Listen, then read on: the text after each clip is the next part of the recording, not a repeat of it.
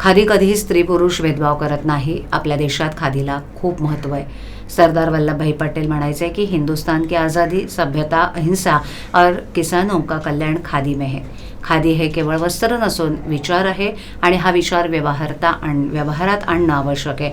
पूर्वीच्या काळी खादीला प्रचंड महत्त्व होतं, मात्र दुर्दैवानं राजकारण्यांनी खादीला वेगळं स्थान दिलं. असं असलं तरी खादी आज सर्वसामान्यांची झाली आहे. आपण खादीला प्रतिष्ठा मिळवून दिली पाहिजे असं रवींद्र साठे म्हणाले.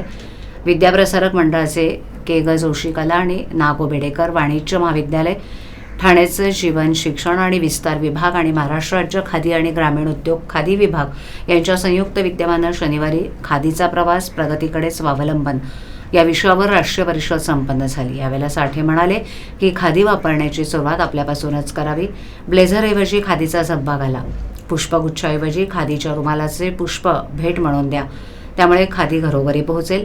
खादीचा आत्ताचा काळ हा परिवर्तनाचा काळ आहे. खादी महाग आहे ही मानसिकता आता सोडावी लागेल. सिद्धगिरी कारागीर ज्ञानपीठाचे समन्वयक वसंत कुमार यांनी खादीचा प्रवास खूप जुना आहे.